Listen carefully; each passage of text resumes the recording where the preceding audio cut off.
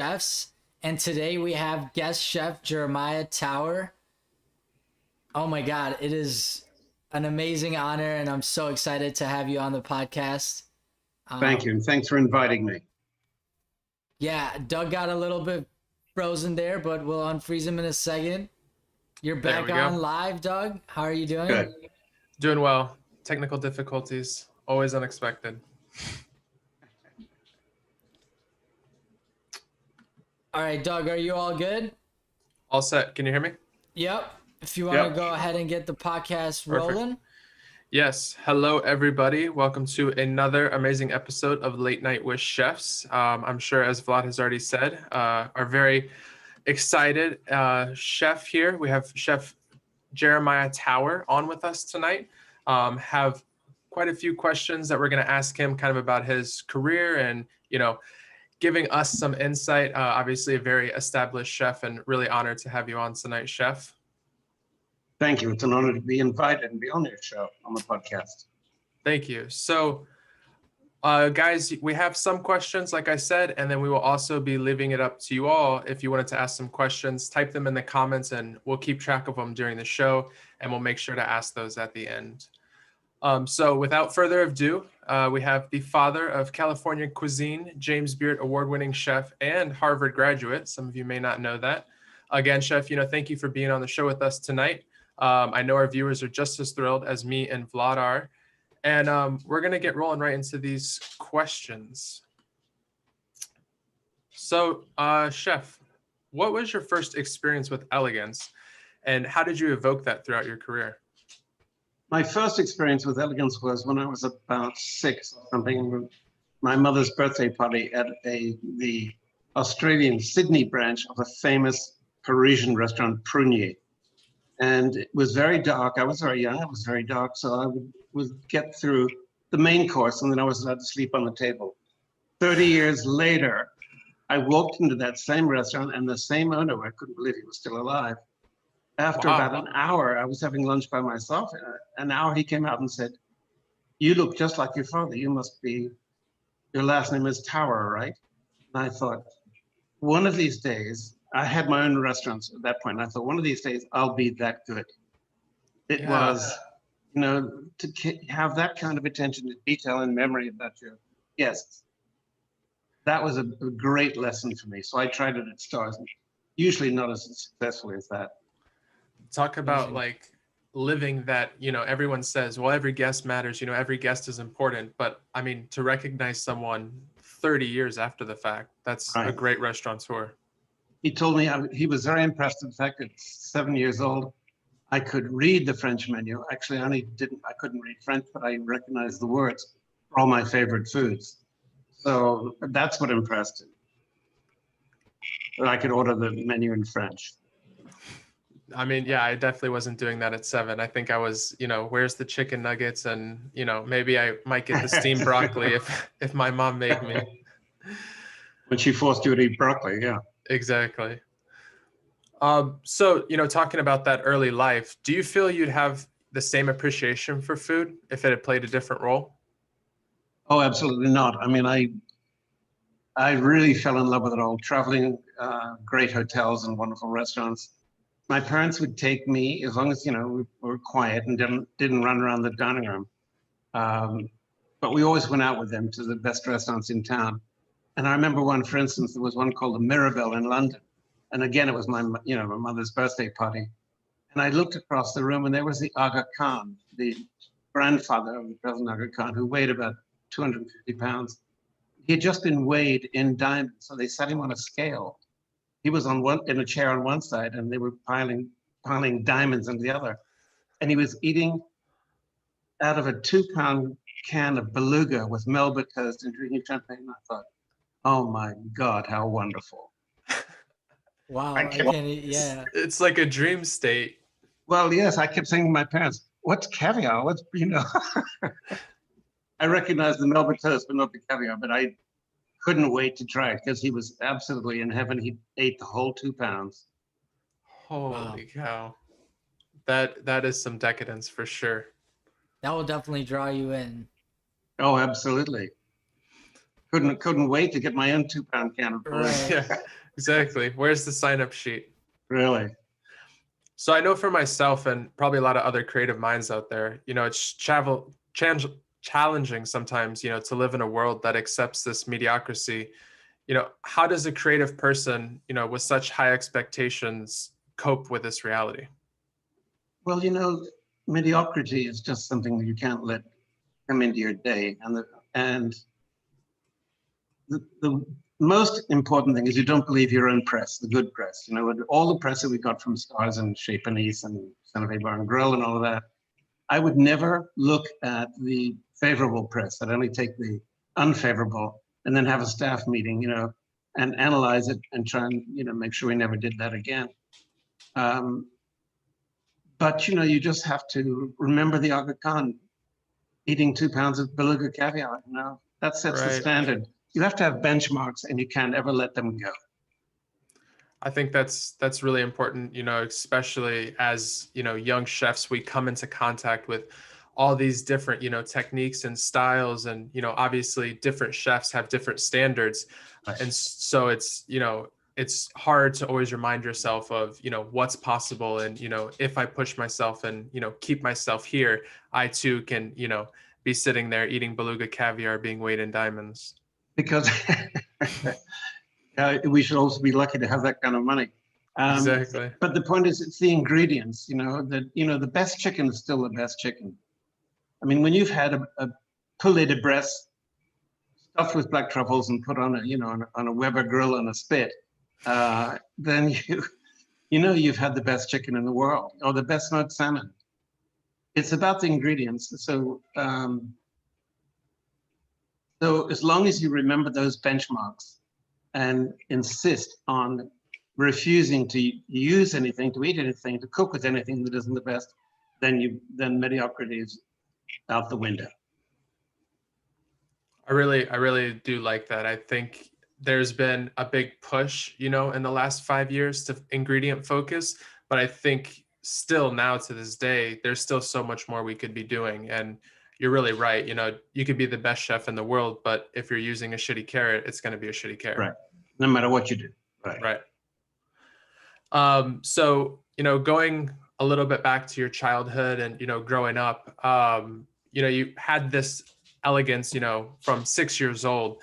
And then you go to Harvard and you talk about in the documentary, having to, make do at Harvard and, cook off this hot plate. So, our first things in our head is, what in the world do you even make off of a hot plate? Well, it was in the closet of the living room in the Adams house. I had one roommate, and before I went to Harvard, my Russian uncle and his wife, my fabulous aunt who taught me a lot about how to cook, she sent me to Harvard with her recipe for chicken livers and Madeira. But of course, she sent me also a case of 100-year-old Madeira to cook the chicken livers in. So that was that and omelets is what we cooked out of that closet. Wow, goodness. I think that's probably a lot better than, a lot of college kids nowadays with their ramen and, Hot Pockets. Right. Did you have a lot of people, who were coming over just because, you were cooking this great food? Did you make a lot of friends that way in Harvard? Oh, absolutely. Especially later when I was in graduate school. Actually, in senior year, we lived off campus. And, I'd been in school since I was, 3 or 4 or something. So I was pretty fed up with school by then. And so I cooked a lot. And the best part of it was you could buy wine, things like Chateau Lafite, very cheaply at the London auctions. So we had a great wine cellar. And I cooked every weekend. And the place was full of people, having Kulubiak of salmon and vodkas and Chateau Lafite. There you go. Right after a busy day of exams, just, Absolutely. come to Jeremiah's room. He'll take care of you. So, talking a little bit about your early career, you had this, some might say elegant childhood, just came from this Ivy League university. And then, boom, you start there at Chez Panisse. Definitely a much different, mindset of the people who are already working there and, some of the surrounding people living there. What was your, first reaction? Was that a big, change to you? Well, I mean, I'd never had a job before. Certainly, I had no formal culinary training, and I'd never worked in a restaurant. And then the first day I got there, they said, "Huh, fine, here's the kitchen." And I was there by myself to cook lunch for 50 people or 60 people. And I thought, I drew on my taste memories. So I didn't really know how to cook everything, but I knew how to finally get the dish to be delicious somehow. But the first delivery were, across the street from the produce center. And it was all junk. It was, commercial stuff that you'd get at Safeway. So I said, no, I can't cook with this. And then Alice brought, one of the partners down who was a rock star lawyer. And they said, you have to. And I said, well, okay. I took my apron off. I put it on the table. I said, okay, you guys cook with it. The famous story of the green beans. Each green bean was sort of like an inch across. I mean, they were disgusting. Wow. So Berkeley was very different. You'd go to the supermarket my day off to buy some food, and in the line, you'd have your cart there, and the cashier would say, well, plastic or paper?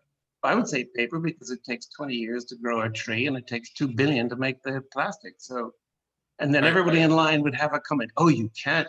What about the poor trees and everything? So I was fairly disgusted with Berkeley, but Chez Panisse was wonderful.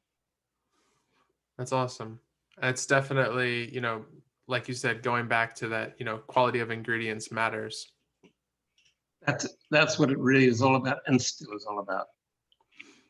I wanted to ask you a little bit about, that trip over to Chez Panisse. Correct me if I'm wrong, but it was friends of friends that kind of pushed you in that direction. Yeah, I found myself in San Francisco with 25. My grandfather died, so my allowance stopped, and I was broke. I had $25. And I had been on my way to Hawaii to design underwater structures for the World's Fair, I thought. Of course, nobody wanted to do that. I thought that anyway. So my roommate from Harvard, living there with his new wife, said, well, look at this. And he showed me the ad in the newspaper for advertising for an executive chef at Chez Panisse, who had to know both Elizabeth David and Fernand Point.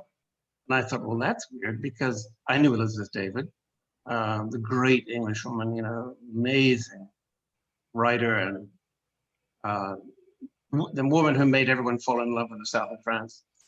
And Fernand Point, so she would have, if you had paid her to go to Fernand Point, the greatest restaurant in France, she wouldn't have gone because she thought it was pretentious. I thought, what are they? Obviously, they don't know anything.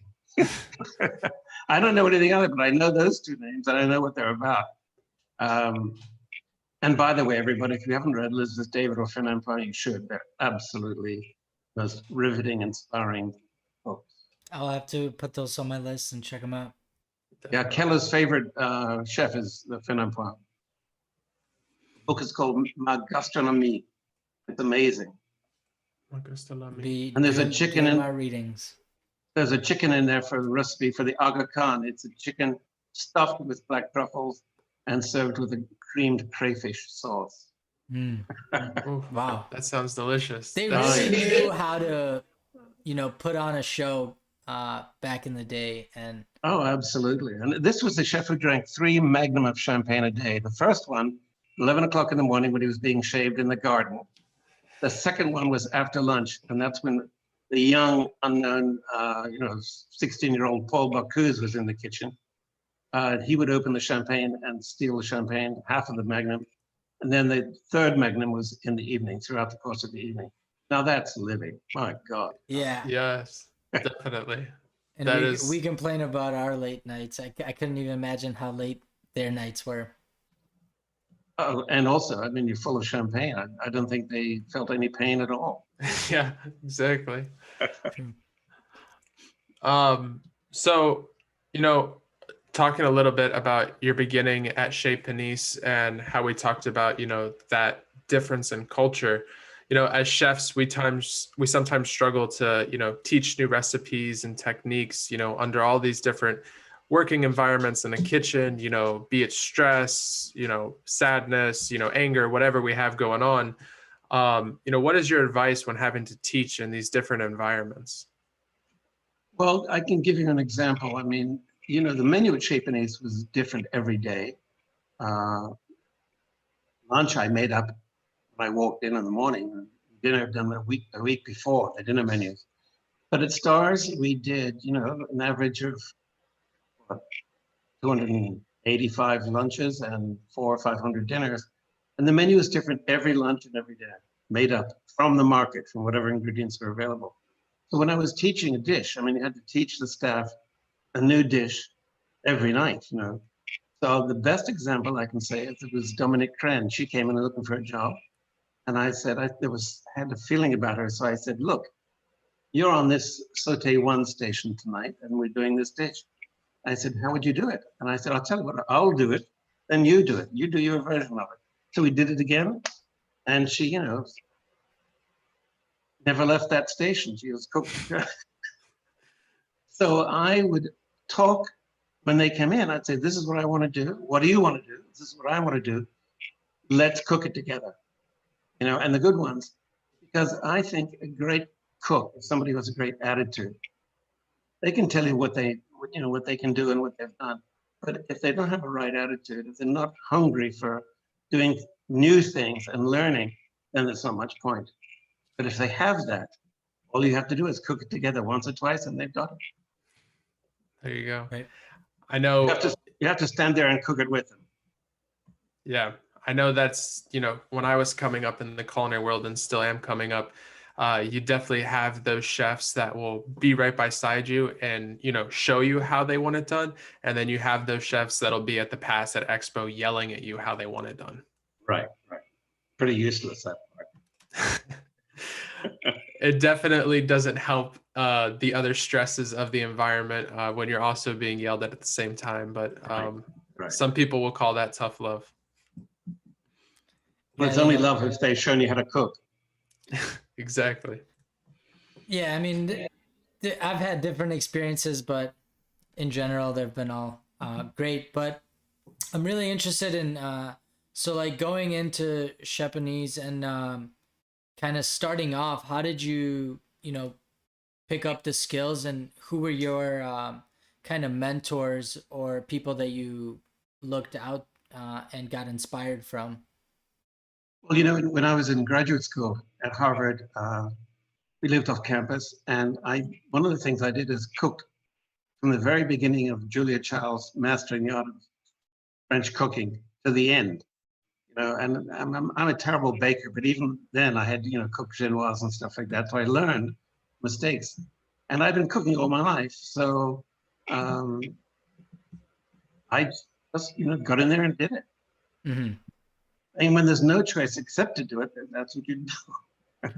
Right. And then, but in terms of like managing people and like teaching people how to, because, you know, I think that's the hardest part in management is the teaching aspect of it. And, you know, knowing how to pick the good ones that you're going to invest, you know, more time into and Right.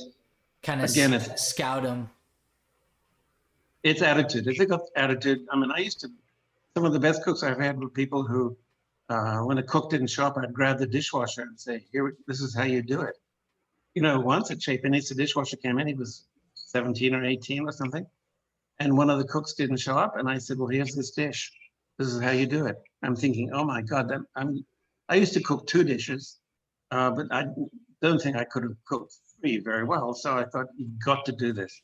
I don't know who's going to wash dishes, but you've got to cook this dish. And I thought, if he doesn't do it, I'm cooking 3, and we're probably going to, you know, crash and burn.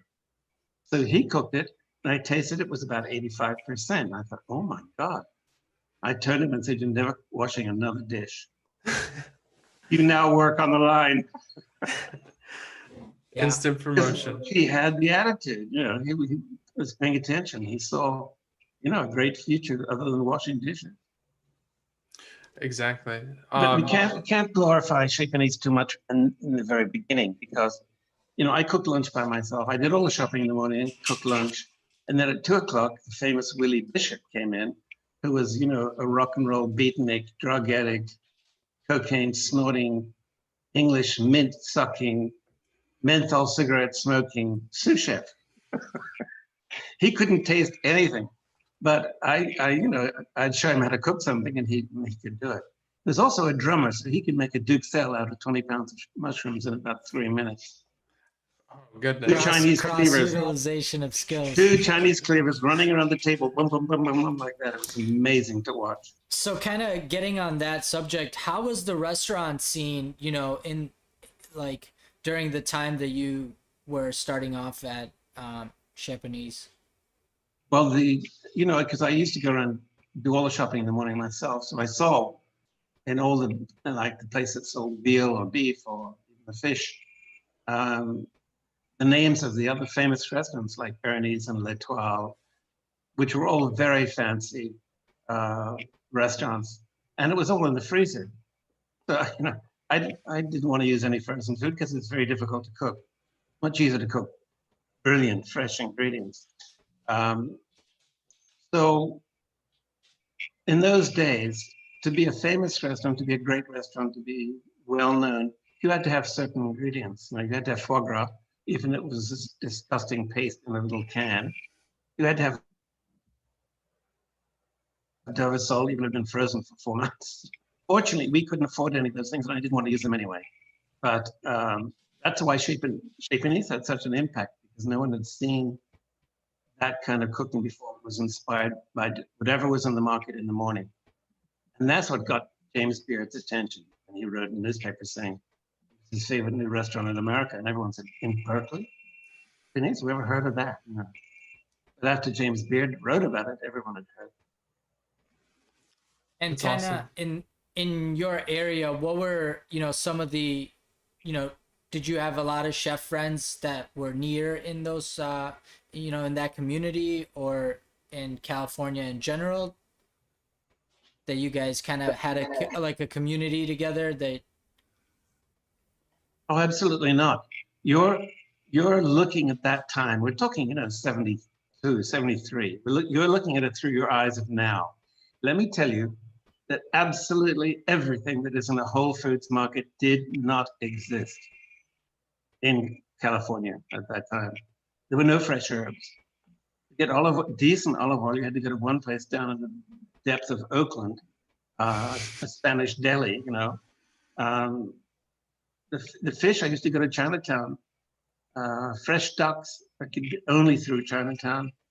So it took me 2 or 3 hours in the morning, driving around, buying everything for the day. So the chefs were, the chef at L'Etoile, I forget who that was, but the chef at Ernie's was, an old French guy. And what was his name? One of the chefs was, the ex-chef of the White House, but they were all old French, very classically trained, who thought we were, young criminals. Invaders. Invaders with no respect for, the life as they knew it. So we were just very different. I mean, we were like pirates. We didn't know anything. So you can't, everything you know about the restaurant business and, the ingredient business did not exist. If it wasn't French and formal or Italian and formal, with all the waiters in black tie, or it was a little local Chinese or Italian hangout in North Beach. Did you sort of, embody that, idea of, a pirate, a renegade? Is that what kind of made you, push that, Californian ingredients first cuisine? No, because again, you're looking at it through, your eyes now. The point is that we did whatever we did, had no idea. I had no idea what I was doing. I mean, I knew how to cook, but I didn't know how a restaurant should be run. I didn't know all the things you couldn't do. So we just did whatever we wanted. I drank champagne and snorted cocaine and listened to opera and cooked, 120 dinners. And we just made it as delicious as possible. And think of it as a new menu every night. Amazing. But we only did that because we didn't know we couldn't. And that was the force of it. So we didn't know we were doing anything. It wasn't until 1976, when I did the California regional dinner, when I put the menu in English, it was all ingredients from, 100 miles away. That 100 or whatever it was local anyway. And California wines. And it was just, a celebration of California. But that's only because I'd run out of regions in France. And I was finally trying to, the last region we could use was Corsica. And I'd never been to Corsica. I didn't know what Corsican food was. It wasn't very good. I cooked, it was the only dinner I did that wasn't very good. So then I thought, what am I doing here? Why am I trying to force what the ingredients we have into French food? So I thought, let's just do California. That was 1976. So speaking of, these menus, and you're developing these new menus every single day, menus are very much a physical translation of, our minds that are, put in front of a guest. What's that piece of advice you give to other chefs, when developing menus? My best advice I can give is don't think of yourself at all. Think of the ingredients. I mean, restaurants in the United States have gone a bit mad because when you can't afford fantastic ingredients or expensive ingredients, and you can't get them, you can't cook with them. So you use what you have at hand. There was no farmers market in the Bay Area in those days. There was an outdoor market that was mainly Asian ingredients, but so many things are available now. The world is the marketplace. So you've got a list of 100 things or 200 things that you can buy. And too many chefs think, then I'll just use 20 ingredients on the plate, instead of 3 or 4. So it's become, and then an ingredient becomes fashionable, everybody has to have it. It's because it's available. I mean, just because you can doesn't mean you should.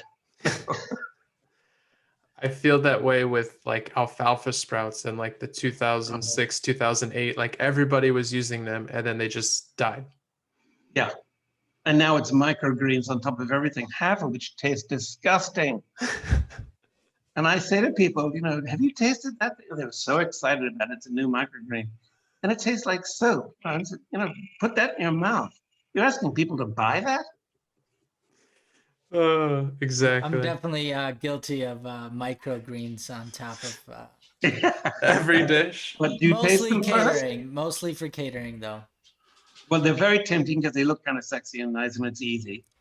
And you can do it to a lot of dishes at once. But do you taste them before you put them on? Yeah, I honestly do have like micro sorrel or wild sorrel are like the really nice ones. And obviously when we're talking about just the simple radish, radish microgreens or broccoli sprouts, something like that, they don't really obviously have any taste or other than aesthetics. And they should be in the garbage. They should be. Yeah. But do you dress them at all? Do you use salt and pepper and olive oil and lemon juice or anything? Do you dress them or just plonk them on top? I will be honest that no, I don't dress them. But now that you've made that point, I don't think try dressing them very light, just a little tiny bit. Just olive oil and salt or something. It transforms them if they're good already.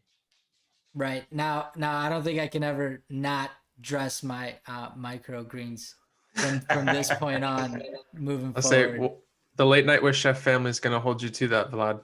I will no more microgreening everything, I promise, guys. There you go. It is. It's simple, and that's the trend nowadays.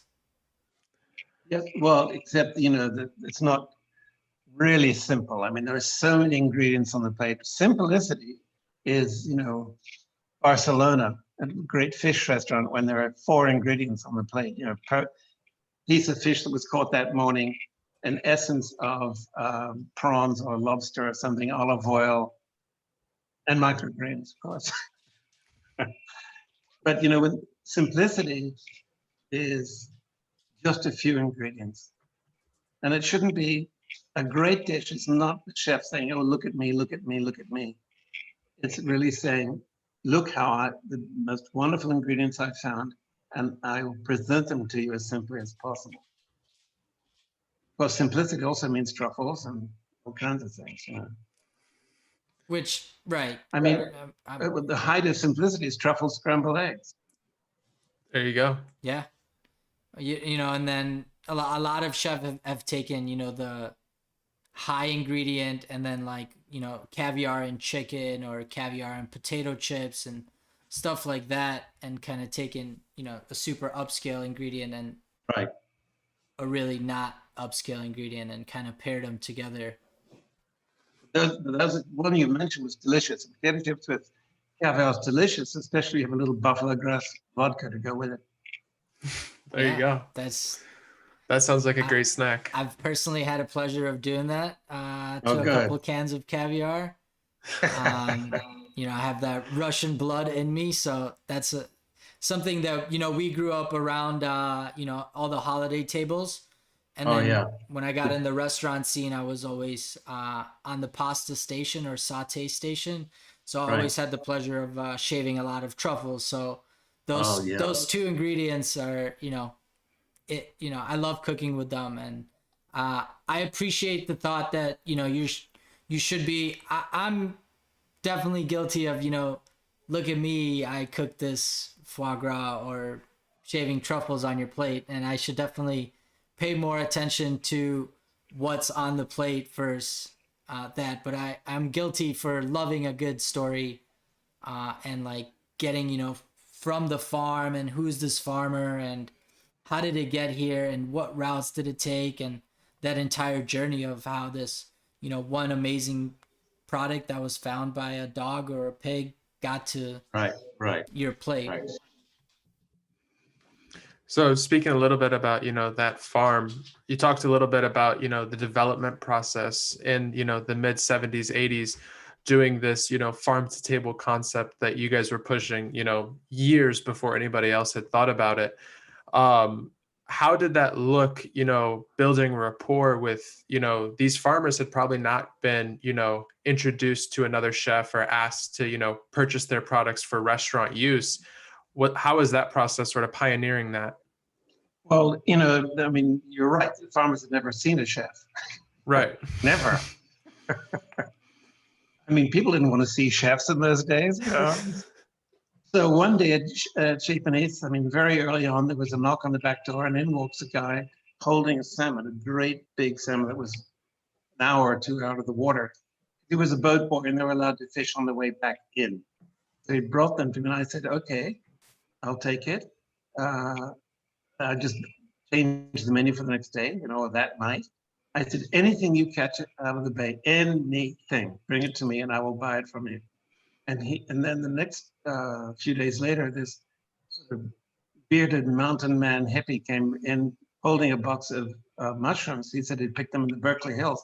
I said, tell all your friends, bring anything to the back door and I will, you know, give you dinner or pay for it. So that's how it started. And then we wanted to do, it was because it was a French cafe in the beginning. I wanted to do cassoulet. Well, you couldn't buy, there were no geese anywhere. So I bought goslings someplace, took them to a friend up in Sonoma, and we raised them and it killed them. And then I made confit, goose. And then we finally made, you know, cassoulet. So that word went around. Then someone would bring us mussels. And the lamb from Amador County, you know, so it started slowly. It took about 3 or 4 years before everyone sort of understood that we would go foraging and find them and want whatever they had. Now, as that started, did you know?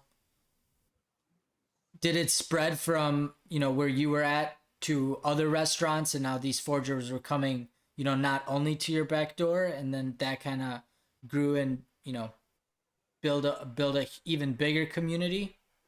Yes, I mean, the guy who came to the back door was then went a few years later and formed Monterey Fish, which is a fish company that everybody used, you know, all the good restaurants anyway. So it spread very quickly. Because I mean, that was a supply chain that hadn't existed before. As I said, the only outdoor market, only fresh ingredient market, was a completely Asian one with ingredients that I didn't even know existed. So yeah, everybody jumped in. And then, you know, the restaurants had started developing in San Francisco, particularly. And everybody started looking at that and listening to what we were doing. So by 1980, everybody was using that kind of system. That's amazing. Talk about like a grassroots, relationship with the farmers. A lot of chefs, like Dan Barber and Blue Still, or Blue Still Hill, and then you have Jose Andres, who has his World Central Kitchen, who's really grassroots. But you talk about like from the root of literally the guys walking in with the fish, an hour out of the water. And that was my ding moment. I thought, oh my God, there's a fish in my Tell everybody. Tell everybody.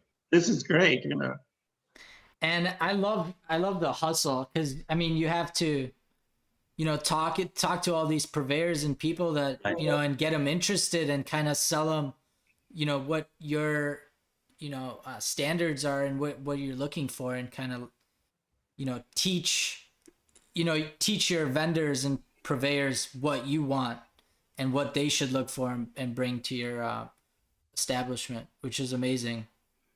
Well, then, everyone started to get excited. I mean, the owners of the restaurant and the people who work there said, well, I know, I go up to Amador County every weekend when I can. And, they've got amazing lamb and they've got amazing Zinfandel, which, none of us have ever had before. And then the customers would come in and say, I know this person in Sonoma or Napa who's got rabbits, that kind of thing. So it really started to take off. I bet that, cassoulet that you made from literally bought the gooselings and raised them. I, imagine that labor of love, 4 years, this cassoulet in the making. It's probably really tasty. And then the first comment that came out of the dining room was, you expect me to pay $10 for beans? Of course. That's always how it is. Our lovely guests are always there to remind us that we can just be a little bit better. Yes, absolutely. How was running a restaurant or being an executive chef, and in terms of the management and financial aspects of, were you held to standards of running 30% margin on food and 14% on labor? And how was marketing, how did that work? Well, we didn't have any of that at Shakinese. Nobody knew anything about books or, Alice carried the checkbook around in her car and we never could find it. So, I mean, Shakinese didn't make any money, until I started doing these festivals and everything. It wasn't until I think we finally got a bookkeeper. Yeah. I mean, we never ran out of money. We never had any money. I would check the account every morning before I went shopping to see how much I could spend. And it was very, very loose, and we learned on the job. But there was also, Berkeley's suspicion about being too professional. They thought I was, definitely not Berkeley, which I wasn't, because I kept saying we need lawyers, we need accountants, we need bookkeepers. We have to do it the way I'd heard people ran businesses. I mean, my father and grandfather were great businessmen. So I'd heard a little bit about it. And they all thought, oh God, you're so uptight. You're so East Coast. But of course, by the time I got stars, that's all we did. Right. Yeah, at that point you had, all right, we got to tighten the reins in a little bit here. Oh, yes. Oh, yes. So speaking of the kitchen industry and, where we're at now, why do you feel like the kitchen industry is so late to this, inclusivity game versus the rest of the workforce? This hostile, rugged, obtuse environment is just sort of, dealt with and put up with as far as our daily, lives as line cooks. I think that's less than it used to be. I mean, traditionally, 1900 or something, you were in the kitchen, and Escoffier actually changed it. It was the first to say this can't go on like this. Conditions are too terrible. But the French chefs, even Jacques Pepin or something would talk about when he was a kid in the kitchen. The chefs would send down a white hot pan, you know, just so you'd pick it up and burn your hell out of your hands. That, thank God, all that stopped. Of course, there are a couple of English TV chefs who make an art form out of it, making people cry, making cooks cry. But that's not very much around anymore. I mean, at Stars, you know, no one was allowed to yell or abuse anyone. I made the first female bartenders in San Francisco. If there was any abuse between the dining room and the kitchen, I would say to the cooks, okay, you go out and wait on tables for tonight. Because all the cooks were terrified to be in the dining room. So Yes, I thought I was brilliant at this. This was such a brilliant idea. I thought, wow, you know, I found something great. So the next time a waiter was abusive to somebody in the kitchen, I'd say, okay, now you have to work in the kitchen. They say, thank you very much. So that didn't work. But really, I didn't allow any. I think everybody was much happier and did much better work, and the food was delicious. When you walk into a restaurant, you feel that heavy lack of morale. You know, you just know the food's going to be terrible. When you walked into Stars, it was electric, great morale, and that's how we did great food and had fun. I agree with that statement heavily. The morale plays such an important role in that final product. And I've worked for chefs, you know, who have gotten let go because, you know, they choke held a cook up, you know, the walk-in door, and, you know, chefs who, you know, would put laser pointers in your eyes if you weren't moving fast enough. So it's definitely, it's nice to see where we're at now. Yeah. But I would agree with you that, you know, over these last 3 or 4 years, I think we as a society and a culture have definitely, you know, started to understand that there's no reason for it. I was working with a chef that he's like, it just clicked one day. Like, I literally woke up angry, was driving into work angry, and I hadn't done anything yet. And it's like, why do we let ourselves, you know, just self-perpetuate this misery and this doom that sort of just stems from, well, you should just be angry, so just be angry. Yeah, I mean, the only carryings on that I allowed was sometimes you'd be sex in the walk-in, you know, up the line. But apart from that, everything else was really pretty strict. There you go. And that, you know, people definitely ain't going to be angry about that. So keep the morale up. So talking a little bit about Stars and, you know, getting that started, you know, what was your inspiration, you know, behind Stars? And, you know, you talked about that electric sort of, you know, atmosphere. Did some of that sort of come from, you know, your lavish early bringing? Yes, because, you know, my parents, when we were in New York, visiting the United States and wherever, Australia or England, France, wherever we're coming from, they would take me to some of the big New York style brasseries, which I loved, all the activity and the waiters and the food flying around there. And in Paris, you know, La Coupole was one of my favorites. That brasserie was just, I mean, one day I'm sitting there having lunch, and sitting next to me is a big white poodle, a giant poodle, sitting up on the banquette, you know, and everyone's having a great time. Across from me is a businessman having a 6-course lunch, very seriously having a little glass of wine with everything, you know. And the poodle was very good, very well mannered, wouldn't stare at the food, would always look at the ceiling as the food came by. Then very slowly, this is a white poodle who got quite a large pink erection as my oysters arrived. And I thought, God, I want a dog like that, and I want a restaurant like this. And then at Bristol Le Poire, I came in the door one night, and right in the middle, right in front of the front door there, first table in, were 2 amazingly beautiful models, 2 women who had an imperial tower of seafood in front of them. And they were eating it when I came in, and they were eating it when I left. And they were taking their long red paint fingernails and scooping the meat out of the crab shells and licking it off there. I just thought, oh, yeah. So that kind of restaurant where anything goes as long as it was fun and yeah, possible. Yeah, and good taste, definitely. Good taste. Yeah. That should be a commercial for a seafood company. I think they'd probably think they'd have a lot more sales.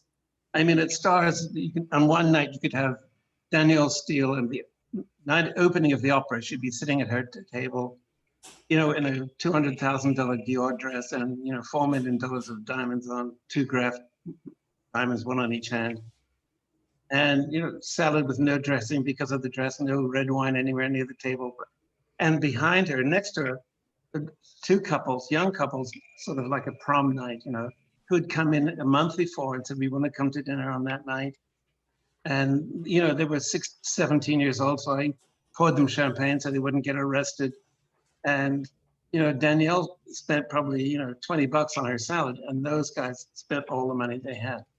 That's the kind of restaurant I wanted, and that's what we did. Having 2 walks of life elbows from each other, that's definitely something you don't see every day inside a normal restaurant. That's awesome. So, speaking of stars and, all the success that it was, we as line cooks always know that there's that one dish that when it get rung in on a ticket, you're just like, oh, this is going to put me in the weeds. Like, there's 20 steps to this dish. What was that dish throughout Stars where everyone was just like, oh, this dish, but you couldn't take it off. Everyone, they loved it. It wasn't going anywhere. Not really nothing, because I invented a way to do paella for individual portions, paella for 2. That was very easy to do because we found a way to do it. Coulibiac we used to do occasionally because everyone loved that, and that we found a way to do that. And of course, as I said, the menu changed every night, so there wasn't something that they dreaded. Let me think. Put them in the weeds. No, when I saw the question, I thought of Ventana, where I went after 1977 after Chez Panisse, and there was this thing called chef's salad on the menu, and I didn't know what a chef's salad was. I'd never seen one. So I found the ingredients in the walk-in, and they were a long can of 5 pounds of frozen ham. The cheese was in the same kind of can, 5 pounds of frozen American cheese, and I just thought, oh my God. I said, okay, this is not even staff meal. We just, throw it away. And there was a huge outcry. The owners, the regular people from Carmel, that's what they would come down there for.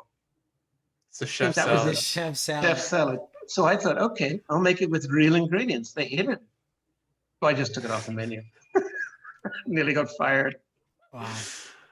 I feel like, I'm in Florida, and I've been cooking in Florida for about 4 years. I moved down from Chicago, and, I have this loathe for coconut shrimp. And me too. It's anywhere I go in Florida, it's, coconut shrimp and conch fritters. And, then you have your, spinach and artichoke dip. It's on every single menu down here. Right. And the thing about coconut shrimp is that there is no origin. There's no, beginning. It's not like, it's a Hawaiian dish, or, it's just a true Floridian riff. And it's just, I don't understand the cult following of coconut shrimp. I think they're revolting. I mean, I've never had a good one.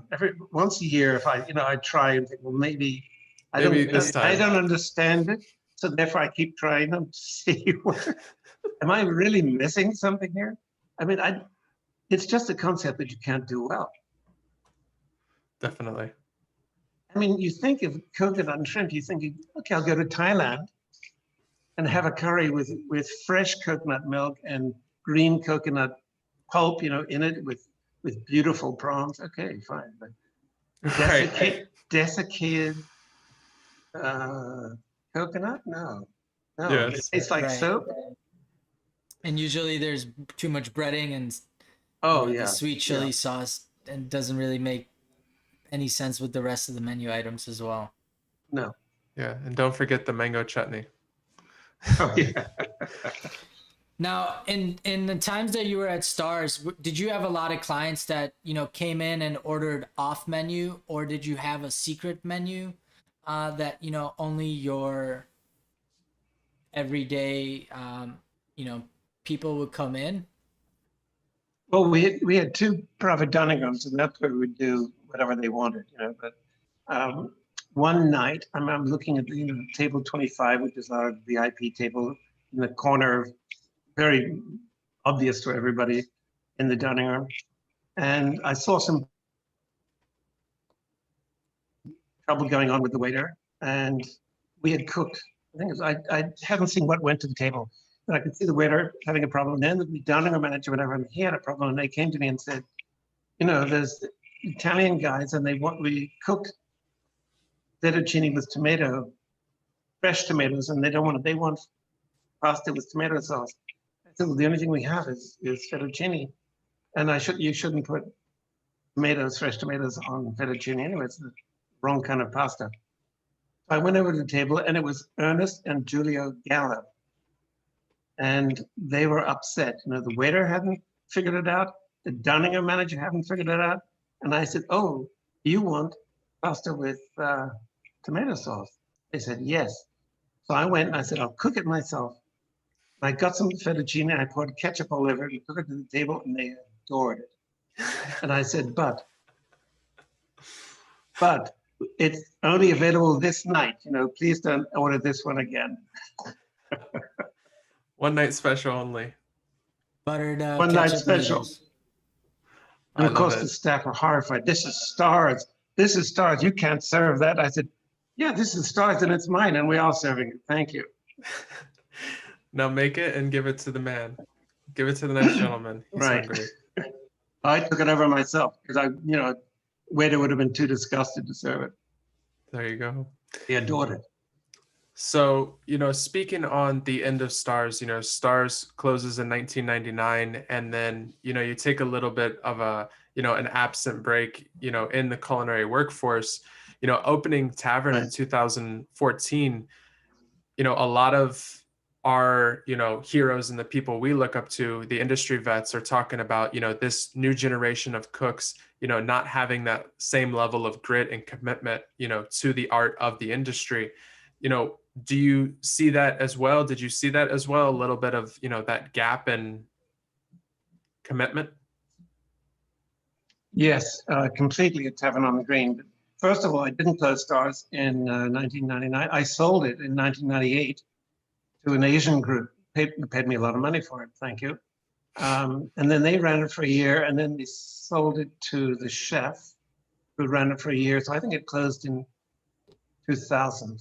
2000. I'm not Okay. sure. By that time, I was living in Asia. So, but when since I'd been out of the restaurant world for a while, when I got to Tavern, I was amazed that nobody in the kitchen, and there was a big staff because it was a huge restaurant, nobody knew how to make chicken stock. So Tony Bourdain said, "Oh, Jeremiah," or maybe it was Mario Batali, said, "Jeremiah, you have to ask them to make an omelet." He said, "None of them will know how to do it, but that's how you find out." I said, "What?" I said, "Okay, so you can't make a fabulous omelet, but you should be able to make chicken stock, for fuck's sake." And Honestly. the worst moment was, speaking of fettuccine again, there was some fettuccine something or other, and the chef was about to plate it, because it's fettuccine, you have to judge. Stop it, not when it's completely done, because it has to get to the table and sit for a minute, and that's going to finish. And so it can turn into rubber glue at that point if you don't judge it properly. So his phone rang, he took out his phone, and he halfway through plating, and he just picked up and started talking on the phone. I went over, I said, "What do you start that again? Let's do it, I'll show you, start it again." I said, "What do you think you're doing? You're supposed to be serving this." And he looked at me and said, "What's your problem?" I said, "You are." Yeah. Wow. So, but it was Tavern. There was some of the reason for that was nobody wanted to work at Tavern. It was not, everyone knew it was a kind of impossible, and the owners were difficult, to say the least. So people didn't want to work there. And as Tony Bourdain said to me, "Jeremiah, didn't you know that? If you didn't have Latino staff, you'd never get anything done." I mean, being from Chicago, me and Vlad can attest to that. I have definitely been, pulled out by many of, compas on the line helping me. Am very guilty when I first started in the industry. I had my piece of paper from culinary school and I was a chef and Oh, I yeah. was going to do it all. And I learned very quickly that I didn't know shit. And if I wanted to actually be something, then I needed to, shut my mouth and listen real quick. That's the best advice you can give, and that never goes away. Just read and watch and listen. I had Definitely. the great privilege. I was doing a film for PBS, and Alan Ducasse was one of the chefs I was filming. And asked him if he'd cook whatever he wanted, and he wanted to do a BLT. Well, you have never seen a BLT done with that kind of skill and passion and love. Oh my God. I mean, there were 4 or 5 steps in that I'd never even dreamed of. It was, of course, the most amazing BLT anyone's ever tasted. But, I was 60 or something, 55 when I did that. Delicious. And I said, would you please make me a steak au poivre? Because I thought, I know, I make a really, really great steak au poivre. And I thought, I can tell I'm going to learn something. He did, again, 4 or 5 steps more than anybody ever does, and it really paid off. That's awesome. So, yeah, never think you know anything, or enough. You know enough to get through the day, but always learn. Stay hungry. I like that. Stay hungry. So we had Chef Art Smith, on the show a couple episodes ago. It's been probably about a month now. And, Right. with our current COVID restrictions, he discussed this lack of intimacy, among chefs and their guests and, this intimacy that we have in the dining room. I know me and Vlad and probably a lot of other people out there would say that, you're the king of food and beverage intimacy. So how do you see us, restoring this within our restaurants, within our communities, as COVID continues to sort of, lay rein to us? Well, it's really about intimacy. Let's use the word contact, as we've lost contact. I mean, it's very, very strange to sit in your house or your apartment for 2 months, 3 months, and I mean, this kind of contact is what we're doing now. But I want to tell you about something that is going to show up on February 8th. You ever heard of an organization called Chef's Roll? Yes. Yeah. Okay. So there's a new thing called Chef's Roll Circle, which is like a bulletin board for the world. Brand new, they're just building it now. So this is about the ultimate kind of contact we can have, almost as if we're all at the NRA show or something. So, or at the bar after the NRA Yes. show. Right. Exactly. So it's chefsroll.circle.so. Okay. Chef's Roll Circle. Look it up. It's brilliant, brilliant. We'll And it's a definitely way that check we that can all out. be in Post it. contact again easily. Chef's Roll Circle. Yeah. Yeah. We've definitely heard of Chef's Roll, coming up there. I Right. think they're a little better known probably in Chicago. I feel like all of, those advices and sort of, companies that sort of help us get going and show us in the right direction. I think Chicago has a good grasp on those, but I know down here in Florida, even True Cooks is not, as big as it is. Nobody's, aware of those kind of things. So we'll definitely help promote it down here as well.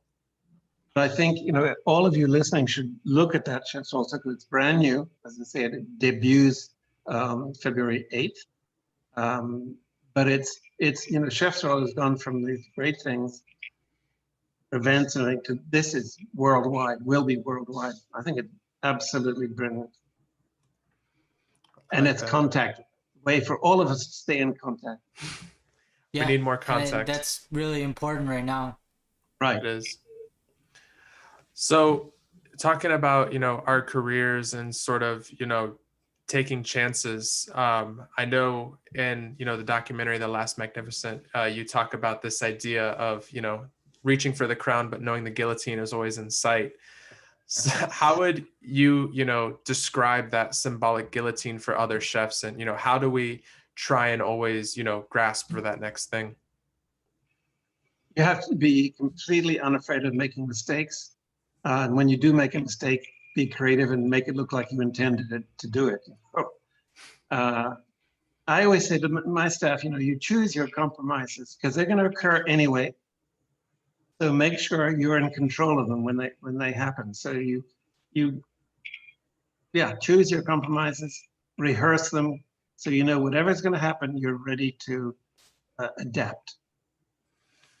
I like that. I think that's really important. Choose your compromises. I know we try and juggle all these things and we don't ever think about what if it doesn't work the way that we plan it, because we're so meticulous planners as chefs that we're like, all right, everything's just going to go the way that I planned it because I thought of everything.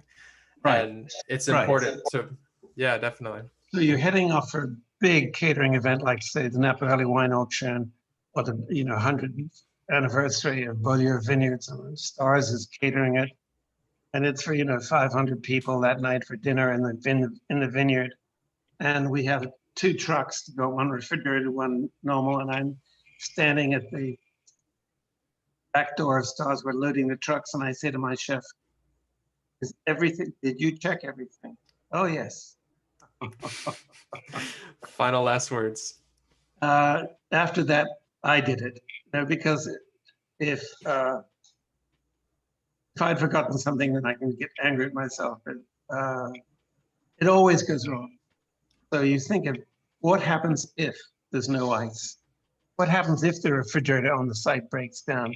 So you've arranged for an ice delivery company and you've told them you're going to pay them a lot of money. So you think of all the things that would go wrong. And if they don't, they always do, of course. But if they don't, then you're happy. And if they do and you're prepared for it, fine. I think that advice is so important. Nowadays more than ever, so many people are doing, private chef who have never done private chef, catering who have, Right. Only worked in a restaurant setting before. And, I've had the pleasure to be able to do a little bit of catering. I know Vlad has experience with it as well. And it's 2 completely different worlds. You're not just running from your low boy, to dry storage, which is 10 steps away, because Right. you forgot to grab something and your mise en place isn't set up. You're in a different place, hours away. There is no, And there's you're no bringing dry the storage. entire Right. restaurant with you, so you're packing up things that you would never even think about as a chef that you would need Right. to pack up for this Right. service. It's really a lot of work, but it pays off to pull off an event like that. And kind of touching base on that, I'm kind of thinking about the events that I have done, and whether it being with Boca or the Linea group, and we did miss things, and we luckily had Uber, and we could send one of our guys to Right. get it really quick, and it makes it Right. really convenient. And then kind of going on back when Stars was around, that wouldn't really be a plausible thing. There was no Uber. Oh, I'll tell you a story about 1983 at the Astor Mansion in Newport. And it was, we were supposed to do the little kids from California, it was from Santa Fe Bar and Grill, so this is before Stars. And we were supposed to do a lunch for 100 American journalists. And because the big event was in the evening, Guy Savoy, because it was saying, the cuisine without buttercream or fat or something, which of course is not true. But anyway, we were supposed to do a little lunch for these journalists, and we got to the mansion and in Newport, and the French chefs were already in the kitchen, and they said, "You can't come in here." It was like, "Get out, get out, get out!" You little kids from California. I thought, right. How do we bring this around? Not only bring it around, but make it spectacular and embarrass these French cooks. So I set up a kitchen outside on the lawn, right in front of the journalists, so they could look at us and then the Long Island Sound, sloping down the lawn. So we set up 4 6-foot grills, and I put all the vegetables on the table, and then as they sat down, we brought them over and grilled them, and it became part of the main course. So it's things like that. And so there were 4 of us, and we're all in whites, and I'm in red sunglasses, and we're all there. We ended up sauteing the dessert, which was tropical fruit compote served with ice cream. So we sauteed all in unison with great big saute pans, 12-inch saute pans on the charcoal. Well, Wow. Caviar was toast. I was gonna say, I think you blew them out of the water. I think, yes, yes. And that was the first time there was 100 American journalists, food journalists. That was the first time the words California cuisine and New American cuisine were coined by the reporters. Wow.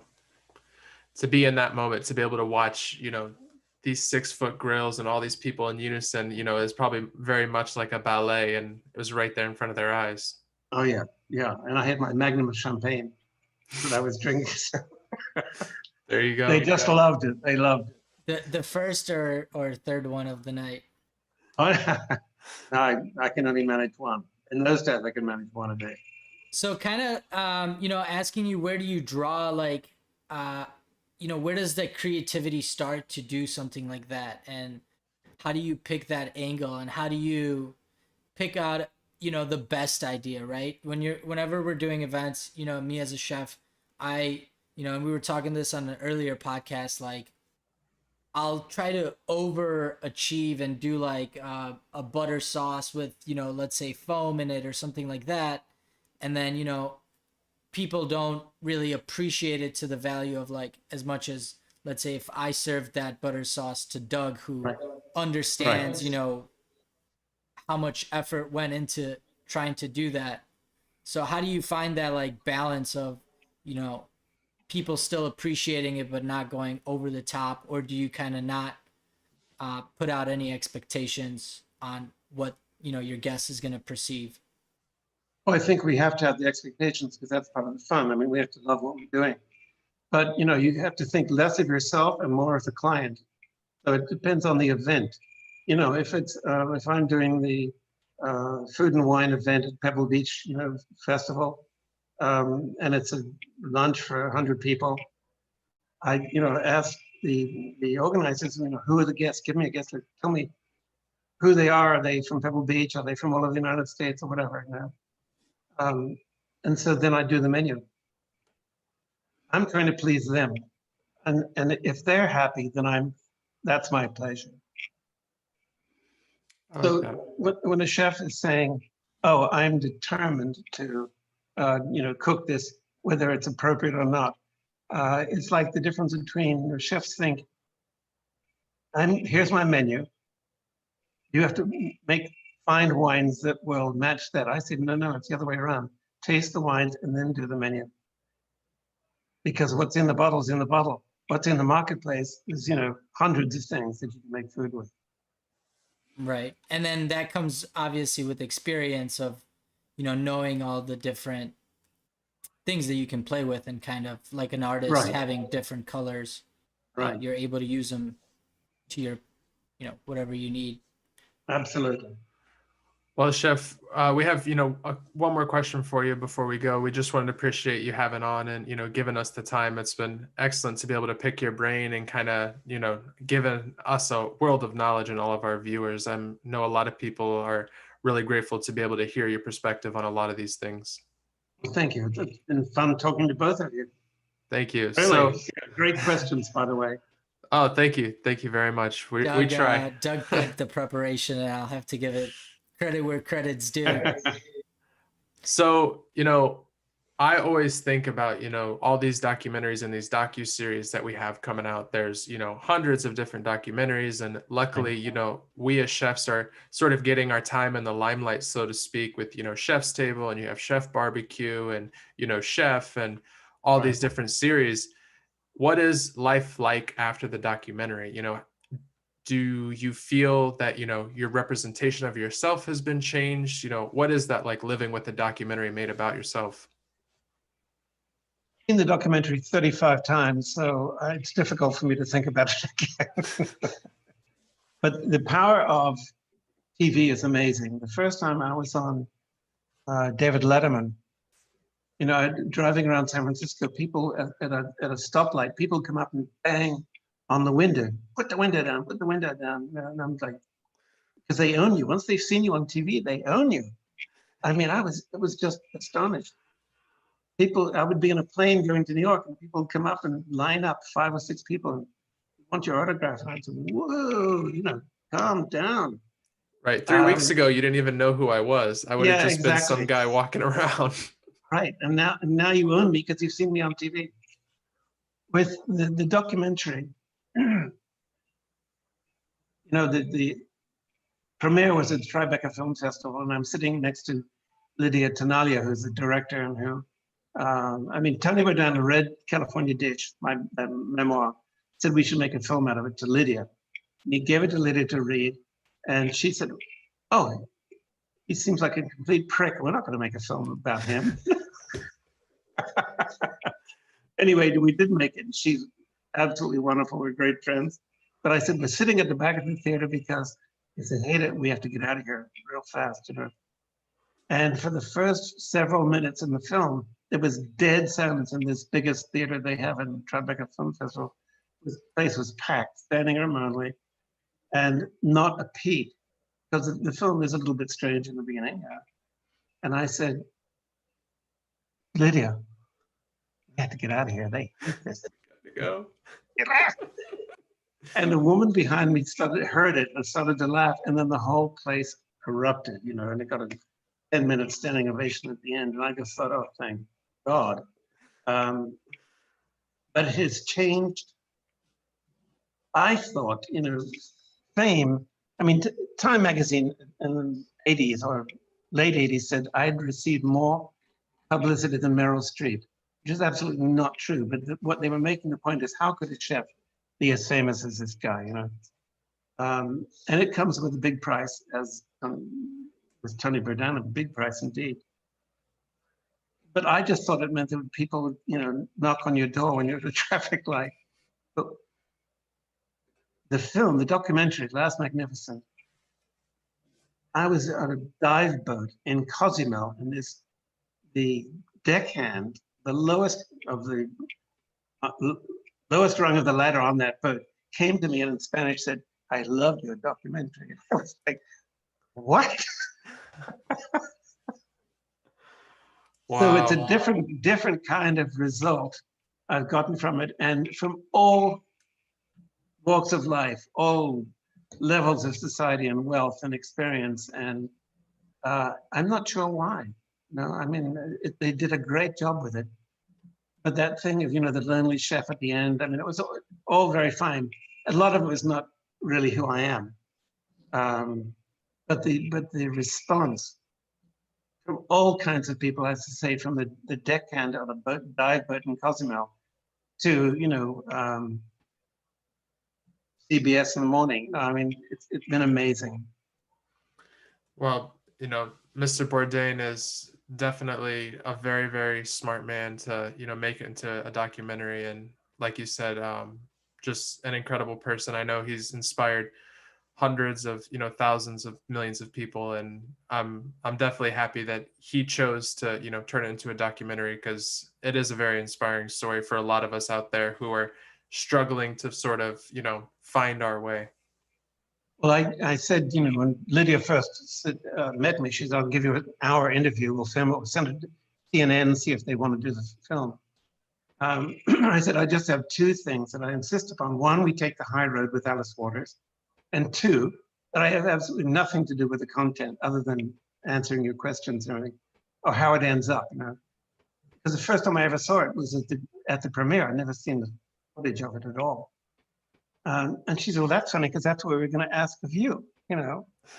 And I said, "I'm just going to let it all hang out. I've had enough publicity in my life. Thank you very much.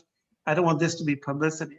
I want this to be, let it all hang out and show people, and the young chefs in the industry, you know, the good and the bad and the ugly." Let the public decide. I like that. That speaks volumes.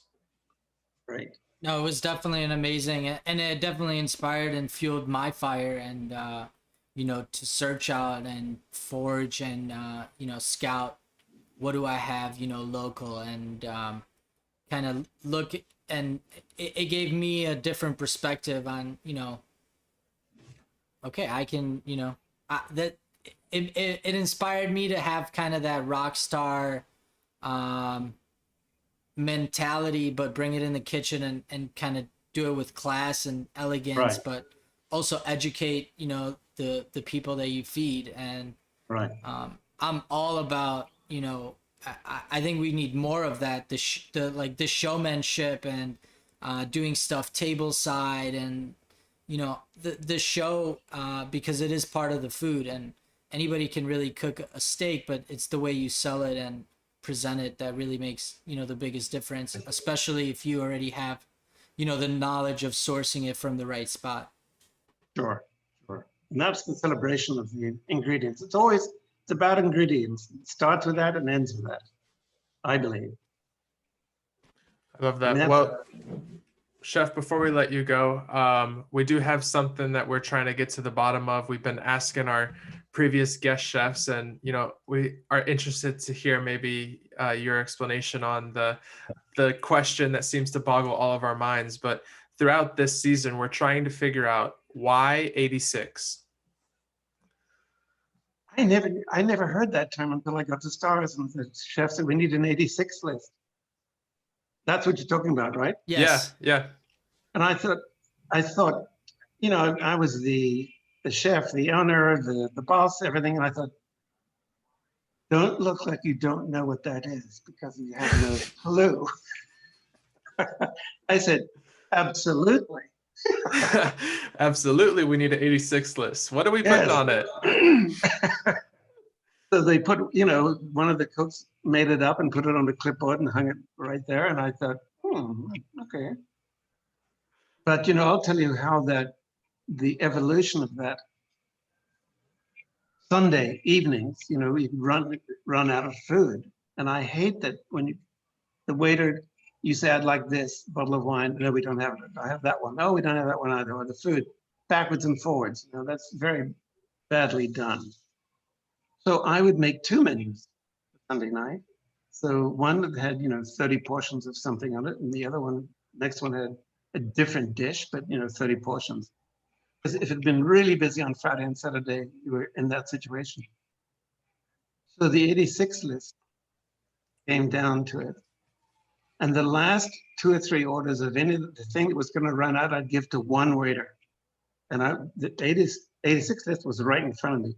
And then I'd say, okay, to the dining room and switch the menus. So no one ever knew that we were out of food. Wow. That's an 86 list working at full speed. That attention to detail, and always, you've said switch. multiple different things that kind of led, always having that backup plan, and if it works out, Right. not needing it, great. But if we need it, it's right there. Nobody's going to notice it. And, the night will be, saved. Right. Yeah, there's definitely a few nights where you're like, oh, 6 pan, yeah, that's enough. And then 7 o'clock, you're done. Yeah. So thank God for the 86 list. Yes. Exactly. Where it came from, I have no clue. Since I was supposed to know what it was, I couldn't really ask. Yeah, it's something that we hope to find the answer to one day, but it seems that it's just this universal truth that everyone in the industry, they know what 86 is. We all scream it, we all use it, but the origins remain unknown. So maybe down this venture, we might find it. Absolutely. And please tell me when you find out. We definitely will. Well, Chef, viewers, thank you everybody for coming on tonight. Again, big shout out to Chef Jeremiah Tower for coming on Late Night with Chefs with us and sharing your wealth of knowledge and experience. We definitely appreciate your time. And I know all of our viewers and, all the young cooks and chefs out there who are watching this are definitely gonna be able to take something away. Thank you. It's been great. Thank you so much, Chef. It was an honor. Let's do it again. Thank you. Likewise. Will do. We definitely will. Okay. Thank you Thank so you, much. everybody. Have a Stay lovely safe. night. Wear your masks. Good night, everybody.